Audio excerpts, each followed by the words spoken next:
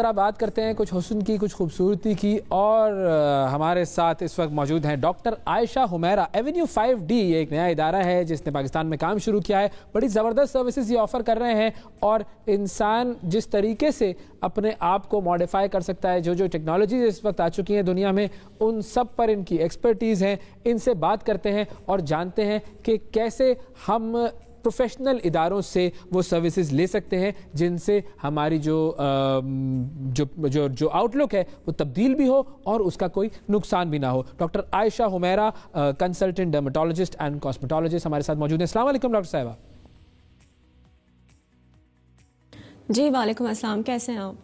बिल्कुल ठीक, बहुत शुक्रिया प्रोग्राम में वक्त देने के लिए। तो सबसे पहले तो हम बात करते हैं आपके इदारे की, एवेन्यू 5D। ये एवेन्यू 5D जो है ये कौन कौन सी मेन सर्विसेज ऑफर कर रहा है लोगों के लिए?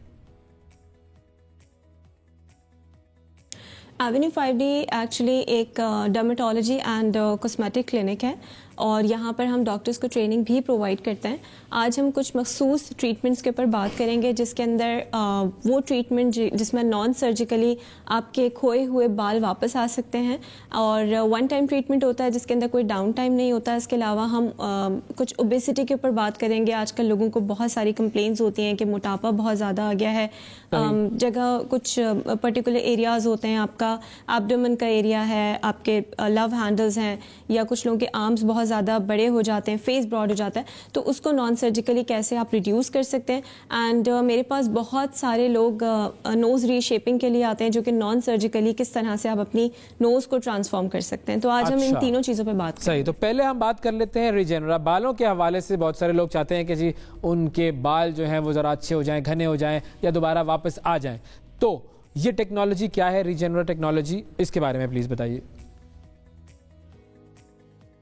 Basically it is a micrograph technology, और जिसको हम कॉमनली रीजेनरा का नाम देते हैं। ये यूएस में, यूके में, अमेरिका, सिंगापुर, हर जगह बहुत कॉमनली इस्तेमाल हो रहा है।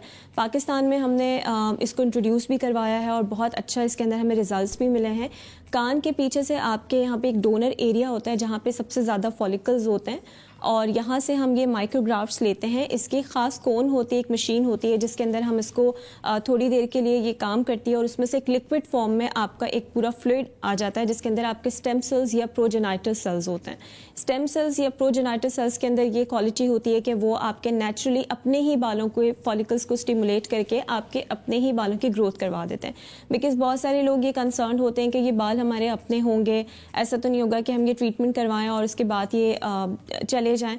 तो इसमें ये श्योरिटी होती है कि आपको वन टाइम ट्रीटमेंट है, लाइफ में एक ही बार करवाना है। इन फ्यू ऑफ द केसेस जिसके अंदर एलोपेशिया है या एजिंग की वजह से आपको थिनिंग हो जाती है, तो उसके अंदर ये ट्रीटमेंट आपको 3 to 5 ईयर्स के बाद रिपीट करवाने की ज़रूरत पड़ सकती है। But this is really ideal treatment for male and females both. आपने अक्सर ये दोनों के लिए देखा होगा कि उनको बहुत ज़्यादा थिनिंग हो जाती है। जी बिल्कुल, दोनों के लिए। लेकिन in few of the cases this is alternative to hair transplant as well. आपने अक्सर लोगों को देखा होगा कि उनको बहुत ज़्यादा थिनिंग हो जाती है और वो ट्रांसप्लांट नहीं करवा सकते। And obviously this is common issue in females. और फीमेल्स के लिए बड़ा साइकोलॉजिकल ये ट्रॉमा भी होता है कि वो एक 9 मंथ्स का ड्यूरेशन जिसके अंदर कंप्लीट अपने स्कैल्प को शेव करना पड़ता है ट्रांसप्लांट के लिए। तो इसमें ऐसा कुछ भी नहीं है, आपको कोई शेव नहीं करना पड़ता। आपका टोटल 30 से 40 मिनट्स का प्रोसीजर है, जिसके अंदर आप आके इजीली प्रोसीजर ये ले सकते हैं। इसका कोई डाउन टाइम नहीं है, इसमें किसी किस्म का कोई पेन नहीं है। And with in 3 to 4 weeks आपको एक विजिबल डिफरेंस आपके बालों के अंदर फील होना स्टार्ट हो जाता है। क्या बात कर रहे हैं, मतलब डाउन टाइम नहीं है। ये तो बड़ी हैरत की बात है कि मतलब आपने फॉर एग्जांपल कोई शख्स आता है आपके पास, आपने आज उसका प्रोसीजर किया है और वो कल से अपने काम पर जाने के लिए बिल्कुल नॉर्मली रेडी होगा। क्योंकि नॉर्मली हम देखते हैं जो ट्रांसप्लांट होता है उसके अंदर तो वो कुछ लगा हुआ होता है ऊपर, फिर वो कुछ दिन जो है वो कैप पहने हुए होते हैं, कभी उसका कोई साइड इफेक्ट भी हो जाता है, और फिर भी वो फेक नजर आ रहे होते हैं, लग रहा होता है कि ये ट्रांसप्लांटेशन हुई हुई है इसके ऊपर। देखिए, इसको कल से नहीं, आप नॉर्मली अपने लंच ब्रेक्स में आके प्रोसीजर करवा सकते हैं। Immediately after procedure you can go back to your work. वाह, जबरदस्त। तो ये तो बहुत लोगों के लिए बड़ा आइडियल प्रोसीजर हो गया। और इसके कोई प्रिकॉशंस, कोई side effects? Very very ideal procedure.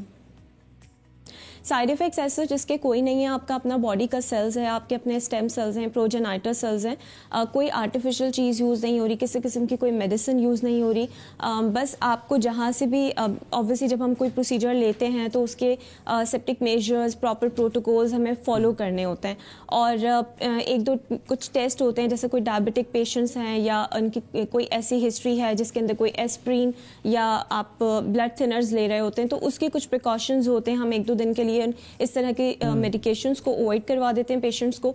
वैसे और इसमें कितने अरसे में बाल दोबारा ग्रो हो जाते हैं? बल्कि इसके पॉजिटिव इफेक्ट्स बहुत सारे हैं। विद इन 3 to 4 वीक्स आपको डिफरेंस फील होना शुरू हो जाता है। आपको ऐसा लगता है कि आपके बाल अब थिक हो रहे हैं, वॉल्यूम अच्छा हो रहा है और पहले से ज़्यादा इम्प्रूवमेंट आ गई है। अक्सर लोगों को आपने देखा होगा उनका फ्रंट का ये एरिया बहुत जल्दी कम होता है, या क्रॉन एरिया जो आपके मेल्स के अंदर यूजुअली बहुत जल्दी कम होना शुरू हो जाता है। तो 3 to 4 वीक्स के अंदर आप फील करते हैं कि अब आपका फ्रंट भी हैवी हो रहा है, आपके ओवरऑल बालों की ग्रोथ हो रही है, एंड विद इन 3 मंथ्स आपको इसके मैक्सिमम रिजल्ट्स भी मिल जाते हैं। सही। अब आते हैं ज़रा फैट फ्रीजिंग वाले प्रोसेस पर। भाई बाल हो गए, अब ज़रा चर्बी ख़त्म करें और फिट हो जाएं, तो ये फैट फ्रीजिंग का प्रोसेस जो है वो ये क्यों आजकल इतना ज़्यादा इन है और क्या ख़ास बात है इसकी? अच्छा, हमारे पास एक्चुअली कॉम्बिनेशन ट्रीटमेंट्स होते हैं। स्पेसिफिकली अगर हम फैट फ्रीजिंग की बात करें तो अगैन ये एक बहुत अच्छी हाई क्लास मशीनरी होती है जिसके अंदर आपके वो पर्टिकुलर एरियाज़, जैसे कि आपके फ्रंट का एरिया है, आपका आर्म्स हैं, आपके लव हैंडल्स हैं, तो इसके अंदर नॉन सर्जिकली आपके फैट सेल्स को ख़ास टेम्परेचर के ऊपर फ्रीज़ कर दिया जाता है और उसके बाद ग्रेजुअली एंड स्लोली वो आपकी बॉडी से एक्सक्रीट आउट हो जाते हैं। आपको जो मैक्सिमम रिजल्ट्स इसके भी मिलते हैं वो विद इन 6 to 8 वीक्स के बाद पहले सेशन के रिजल्ट आना शुरू हो जाते हैं। एंड अगर आपका फैट कम है तो ऑब्वियसली आपके लिए एक सेशन भी इनफ होता है। अगर थोड़ा सा ज़्यादा आपका फैट है तो we need to obviously add few sessions of fat freezing, but this is again non surgical. इसमें भी किसी किस्म का कोई डाउन टाइम नहीं है, किसी किस्म का कोई पेन नहीं है और आप बहुत ईजिली अपने लंच ब्रेक्स में आके भी ये प्रोसीजर करवा सकते हैं। इसके साथ हमारे पास कुछ दूसरे ट्रीटमेंट ऑप्शन भी लंच ब्रेक में अगर आएगा कोई आप लोगों के पास तो फिर वो लंच कैसे करेगा? सवाल ये भी है मेरे जहन में, क्योंकि आपने 2 दफा लंच ब्रेक मेंशन कर दिया, वो लंच फिर कहाँ करेगा? करवा देते हैं। चलें, ये ठीक है, ये आपने सही बताया कि वो लंच भी कर लेगा आपके पास। हम एवेन्यू 5D के ऊपर आपको लंच भी करवा देते हैं। गुड। चलें, ये लोग जितने भी सुन रहे हैं जो जाना चाह रहे हैं वो लंच ब्रेक में जाएंगे तो लंच भी करवा लेंगे और प्रोसीजर भी हो जाएगा। अच्छा, मुझे इसका ये बताइए कि ये अगर हम इंचेस में बात करें तो इंचेस कितने रिड्यूस हो सकते हैं इससे? इसमें डिपेंड करता है। मैक्सिमम आपके 3 इंचेस पर सेशन भी लूज़ हो सकते हैं। ये टोटल 40 से 50 मिनट्स का प्रोसीजर होता है and with in 40 to 50 minutes आप अपने 3 इंचेस भी लूज़ कर सकते हैं। 1 up to 3 इंचेस बेसिकली आप लूज़ करते हैं। और इसके अलावा मैं आपको बता रही थी कि हमारे पास कुछ और भी इसके अंदर ट्रीटमेंट ऑप्शंस होते हैं जिसको हम इसके साथ मर्ज करते हैं तो बहुत अच्छे रिजल्ट्स आपको मिल सकते हैं। We have slimming drips as well, but it all depends. इस खास प्रोसीजर के लिए कंसल्टेशन बहुत ज़रूरी होती है।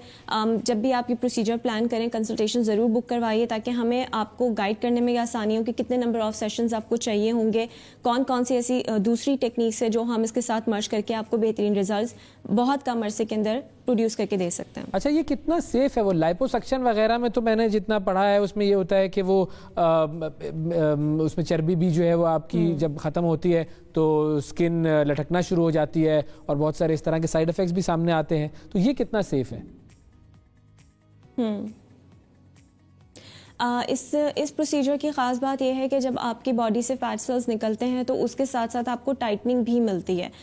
इसी मशीन के अंदर कुछ और प्रोब्स भी होते हैं जिसके अंदर हम फर्दर आपको एक सेशन दे सकते हैं जिसके अंदर रेडियो फ्रिक्वेंसीज हैं जो मैं आपको बता रही थी अभी, high intensity focused ultrasound rays हैं। इसका बेनिफिट ये होता है कि जब आप अपनी बॉडी से फैट सेल्स को एक्सक्रीट आउट करते हैं तो आपकी बॉडी के अंदर कोलेजन भी प्रोड्यूस होता है सेम टाइमिंग्स पर।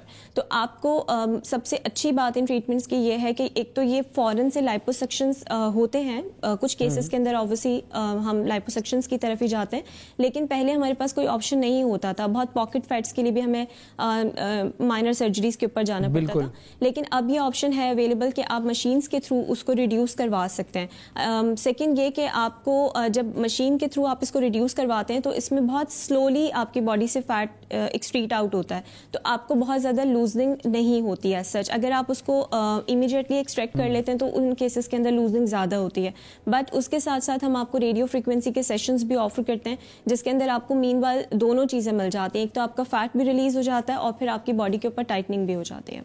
सही। अच्छा, अब इसके अंदर ये भी होता है, एक और प्रोसीजर था, वो लोगों का जो है वो स्टमक है उसको छोटा कर दिया जाता था, वो भी एक बड़ा ख़तरनाक प्रोसीजर था और उसके भी बड़े साइड इफ़ेक्ट्स थे। तो इसमें आप ये कह रही हैं कि इसके रिजल्ट भी जो है वो जल्दी विजिबल हो जाते हैं वीक्स के अंदर, and there are no side effects. No not at all, बिल्कुल भी कोई साइड इफ़ेक्ट्स नहीं है। और हमारे पास बहुत सारे ऐसे ट्रांसफॉर्मेशन के केसेस भी हैं। कभी मौका मिला तो आपके प्रोग्राम के अंदर ज़रूर इंट्रोड्यूस करवाएंगे जिन लोगों की हमने ट्रांसफॉर्मेशन की है, उनसे भी आपको मिलवाएंगे। It's a complete non surgical and painless treatment. सही। अच्छा, और इसकी ज़रा कॉस्ट इफेक्टिवनेस पर भी बात कर सकते हैं, कॉस्ट इफेक्टिव कितना है ये, क्योंकि मैंने तो ये सुना है कि ये इस तरह के प्रोसीजर बड़े महंगे होते हैं। अच्छा, मैं आपको बताऊं कि जहाँ पे आपको क्वालिटी मिलती है तो उस लिहाज से relatively this is quite pocket friendly treatments. Plus ये कि अगर आप इसको कंपैरिजन्स करते हैं सर्जिकल ट्रीटमेंट्स के साथ तो आपको ऑब्वियसली अंदाज़ा हो ही जाता है। और जहाँ तक इसकी एफिकेसी की बात है, जब हम उसको कंपेयर करेंगे तो ऑब्वियसली मेरे ख्याल से काफ़ी pocket friendly and cost effective treatments होते हैं ये। सही। कुछ मिथ्स हैं इन कॉस्मेटिक्स के बारे में कि कॉस्मेटिक्स शायद बहुत ज़्यादा एक्सपेंसिव होता है। जी जी बोलिए। हुस्न जमाल के जितने भी मसाइल हैं उनको हल करने के लिए मददगार साबित हो रहा है। तो हमने दो प्रोसेसर्स की बात कर ली थी, एक तो रीजेनरा जो कि हेयर ग्रोथ के हवाले से था और दूसरा हमने फैट फ्रीजिंग की बात की। अब हमने बात करनी है nose reshaping, non surgical nose reshaping की। डॉक्टर आयशा हुमैरा साहिबा हमारे साथ मौजूद हैं। जी आयशा साहिबा, ज़रा बताइए ये नोज़ रीशेपिंग क्या होती है और क्यों ज़रूरत पड़ती है इसकी? अच्छा, कॉस्मेटिक ट्रीटमेंट्स के अंदर बेसिकली ज़रूरत तो हम ये कहते हैं कि हर किसी को अपने मुताबिक ही जो हमारे पास रिक्वायरमेंट आती है, लेकिन कुछ केसेस के अंदर लोगों को बाय बर्थ कुछ ऐसी इंजरीज हुई होती हैं जिसके अंदर उनको हम्स करेक्शन करवाने होते हैं, या अपेरेंटली ऐसा लग रहा होता है कि आपकी फ्रंट से जो नोज़ है वो थोड़ी सी टिल्ट लग रही है एंड लोग उसको सर्जिकली ट्रीट नहीं करवाना चाहते हैं because in most of the cases surgically आपका डाउन टाइम यूजुअली ज़्यादा होता है उसका। और प्लस ये कि सर्जरी के अपने एक साइकोलॉजिकल इम्पैक्ट होता है कि we don't want to get something that is surgically done. उसकी वजह से जो है वो लोग नॉन सर्जिकल ऑप्शंस को प्रेफर करते हैं। And this is one of my most favourite procedure I must say, because जब पेशेंट या क्लाइंट हमारे पास वॉक इन होते हैं और अपनी कंप्लेंट्स के साथ आते हैं कि this is how we need nose to be look like, तो हम 20 मिनट्स में, within 20 to 30 minutes depending upon their requirement, उनका प्रोसीजर को जब हम परफॉर्म करते हैं उसके बाद एक इमीडिएट ट्रांसफॉर्मेशन होती है जिसको ऑब्वियसली लोग बहुत एक सडन चेंज देखकर बड़ा अच्छा फील करते हैं। और ये मुझे पर्सनली ये प्रोसीजर करते हुए बहुत ज़्यादा खुशी होती है। इसके अंदर बेसिकली हम 2-3 चीज़ें करेक्ट कर सकते हैं, जिसके अंदर आपकी हम्स करेक्शन आ जाती हैं, आपकी जो टिप्स है उसकी इन्हांसमेंट आ जाती है, और जो आपके नॉस्ट्रल्स होते हैं, अक्सर लोगों को ये कंप्लेन होता है कि हमारे जो नॉस्ट्रल्स हैं वो थोड़े से ब्रॉड लगते हैं, या जब हम स्माइल करते हैं तो हमारी नाक फैल जाती है।